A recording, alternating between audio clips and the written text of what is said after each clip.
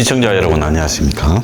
지금 우리가 살아가는 이 세상이 뭐 그런 대로라도 유지될 수 있다면 우리가 궁극적으로 혁명 21이라는 당을 만들어서 사회 변화를 지향하거나 또 다른 서포 15조 같은 걸 가지고 세상에 내걸 이유가 없는 겁니다. 그래서 당원이나 회원 여러분들은 우리가 이런 활동들을 하는 것 자체가 정치적으로 수많은 당 중에 우리 뜻을 가진 당을 만들어서 그 가치를 갖다가 좀 앞당겨 보겠다라는 이런 측면도 있지만 그 정도만 생각하면 우리가 틀린 거다. 그런 정도를 넘어서서요.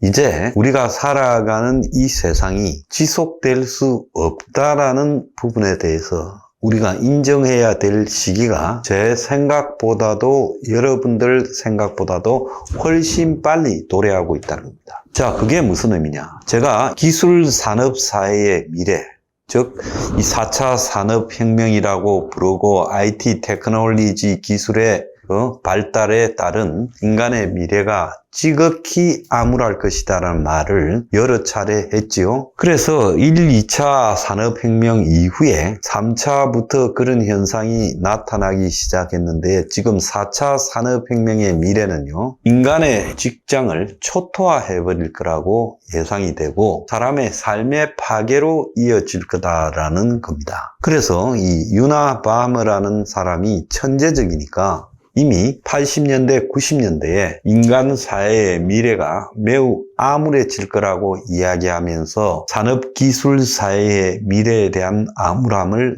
설파하고 그걸 테러로 해결하려 했어요. 그런데 그가 말했던 그런 세상이 30년도 되지 않아서 우리 눈앞에서 지금 보여지고 있어요. 여러분 한번 보십시오. 지금 집안에 아들 백수, 아버지 백수, 쌍백수가 흔해지고 일자리라는 것이 극소수의 선택받은 사람들에게만 주어지고 있는 것이 보이지 않아요? 자, 기술이 발달했을 때 그것이 갖고 올 이 황폐함에 대해서 인간은요, 그걸 갖다가 모르는 겁니다. 아직도요, 그 수많은 노벨 경제학상을 받은 학자들과 또 이 사회 문명에 대해서 연구해온 학자들이 이런 현상의 미래에 대해서 기술의 발달은 더 많은 일자리를 새로 만들어서 인간이 궁극적으로 더 행복해질 거라는 황당한 헛소리를 하고 있는 겁니다. 지금 당장 우리만 보더라도 30년 전에 비해서 훨씬 발달된 기술 사회에 살고 있죠. 지금부터 30년 전인 1993년에 핸드폰이 있었습니까? 없었잖아요. 자, 그런데 핸드폰이 지금 보편화된 사회에 살고 있고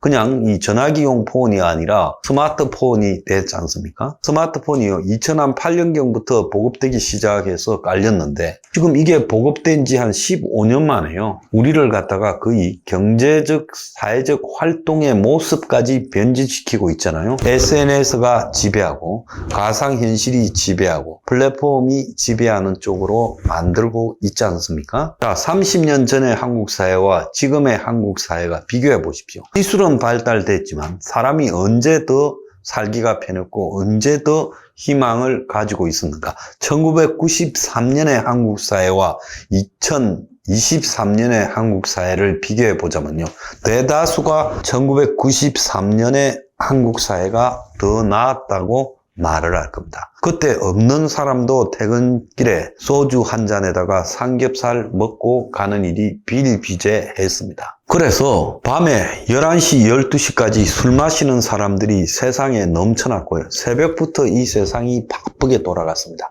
그렇게 술을 먹거든요. 그래서 이 세상이 활기가 차서 곳곳에 다 돈벌이 할 수 있는 일자리들이 넘쳐났습니다. 지금은 어떤 세상입니까? 좋은 일자리들은 거의 사라지고 가망 없는 노동의 일자리들만 넘쳐나고 있어요. 이 가망 없는 노동의 일자리들의 의미는 뭘까요? 아무리 여기서 일을 한다 한들 내 미래가 후퇴하지 나아질 것 같지도 않고 현상 유지도 할 것 같지 않다는 것이 가망 없는 노동 아니겠습니까? 93년에 한국에 노동하는 사람들조차도 미래에 대해서 희망을 품었던 시절입니다. 그때는 희망 있는 노동을 했고 지금은 가망 없는 노동을 했다는 겁니다. 그래서 가망 없는 노동을 갖다가 희망 있는 노동으로 바꾸려면 뭘 해야 되느냐? 노동 자체만으로는 해결이 안 되고요. 사회적 환경의 변화와 노동이 같이 주어져야 된다. 주거 문제나 교육 일자리의 문제나 요양이나 육아의 문제가 같이 해결되어져야 이 일자리가 가망 있는 일자리가 된다는 겁니다. 그래서 이 기술의 발전이 인간을 행복하게 만든다는 것은 이미 완전히 검증된 거짓이 되었는데도 이 거짓을 설파를 포기하지 않고 집요하게 한국의 보수 언론이나 더 나아가서 한국의 각종 경제단체나 이 정치 권력자들이 계속 이야기하고 있는 이유는 뭘까요? 기술을 가지고 자본을 가지고 독점력을 가지고 있는 사람의 이익을 더 높여주고 그 속에서요, 대중들은 더 가난해지게 만든다는 걸 의미하는 겁니다. 자, 여러분들 한번 보세요. 이 세상에 지금 독점 자본의 집중도가 지금만큼 높아진 시절이 있습니까? 가면 갈수록 더 이렇게 독점력이 높아질 거예요.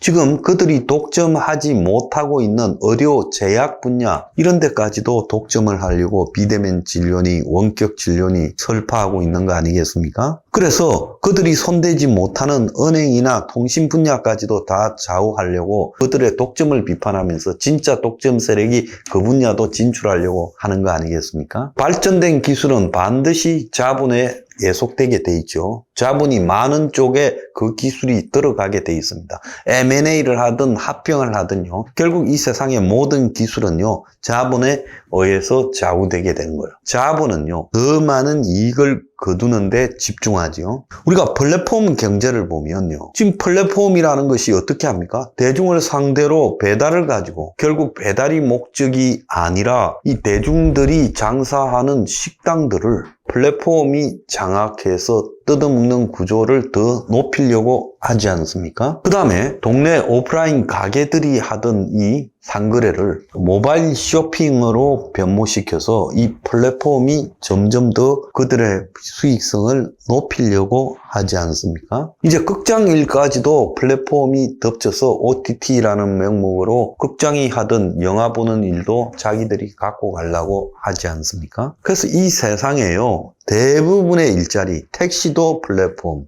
대리운전도 플랫폼, 그 카풀도 플랫폼. 이제 아마 5년, 10년 안에 플랫폼이 손을 안 대는 부분이 없을 거예요. 법률 상담도 플랫폼, 의료도 플랫폼, 제약도 플랫폼. 지금 행정도 점점 플랫폼화 되어가고 있지 않습니까? 그래서 그 플랫폼에 집중되는 최종적인 귀착점은 뭐겠습니까? 소수의 플랫폼을 장악한 자가 모든 돈을 다 번다는 거 아니겠어요? 그러면 그동안에 택시 기사도 망하고, 택배 기사도 망하고, 대리운전 기사도 망하고, 식당 주인도 망하고, 동네 가게도 망하고, 작은 인터넷 쇼핑몰도 플랫폼에 다 흡수되어서 망하고, 결국은 다 망하고 플랫폼만 모든 것을 움직인다는 거예요. 미래는요, 이 모든 것을 다 관장하는 플랫폼 한 너댓 개가 대한민국을 통제할 수 있을 거라고 저는 보여요. 자, 그럼 그 망해버린 사람들의 자리는 이제 뭡니까?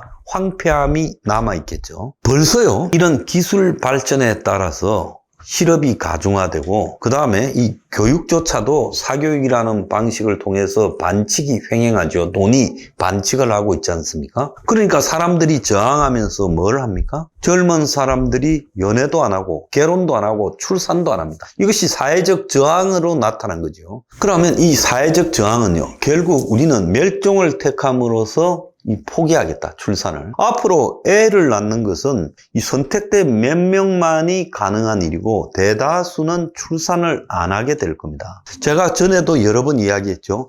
뜯어먹을 대상이 광범위해야 돈을 벌 건데 이제 출산을 포기하고 인구가 줄어들면서 뜯어먹을 세상이 점점 줄어드는 속에서 플랫폼은 산업기술에 발달된 미래는 누구를 뜯어먹고 살 거냐는 겁니다. 그러면서 대다수의 노동이 점점 가망 있는 일자리에서 가망 없는 일자리로 변질되고 있고요. 그리고 지속 가능하지 않는 사회가 되어가고 있다는 겁니다. 우리가 여기에서 하나 눈여겨봐야 될 거는요. 코스타리카에서 악어를 가지고요. 지금 실험을 쭉 해왔는데 암컷 악어를 2살 때부터 18살까지 계속 혼자 뒀어요. 수컷하고 어울리지 못하도록요. 그래서 2018년에 18살이 된 암컷 악어가 14개의 알을 낳았는데 그 알을 인큐베이터에 넣어서 부화를 시키려고 했다는 거예요.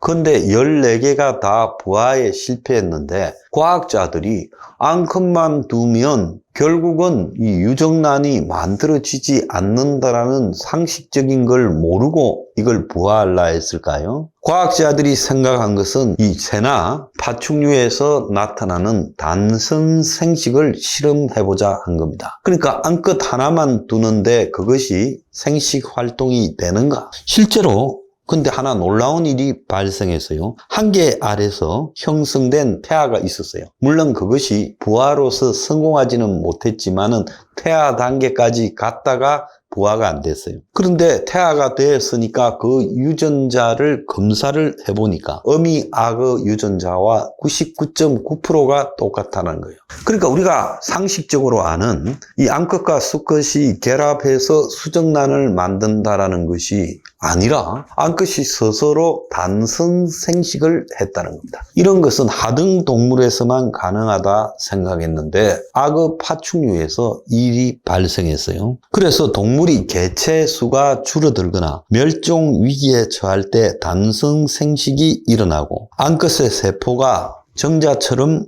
행동해서 난자와 합쳐진다는 겁니다. 과거에요, 체세포 복제라는 게 있었죠. 그래서 이 암컷의 난자에서 핵을 빼고 그리고 다른 체세포의 핵을 암컷의 난자 핵에다가 집어넣으면 이것이 마치 난자와 정자가 만나서 수정을 해가지고 수정란이 되는 것과 똑같은 효과가 나타난다. 그래서 정자가 아니라 체세포에서도 가능하더라. 그래서 그것 때문에 뭐 양을 복제한다든가 개를 복제한다든가 이런 것이 가능해졌던 겁니다. 그래서 이것과 똑같은 방법이 저절로 이 암컷 악어에서 일어났던 거예요. 그래서 뱀, 도마뱀, 상어, 새 같은 경우에 이런 단성 생식이 발견됐고 심지어 2021년에는 멸종 위기에 처한 캘리포니아 콘도르 2마리가 수컷 없이 새끼를 낳았다는 것도 입증이 되었어요. 이 단선 생식이라는 것이요, 이 진화 과정에서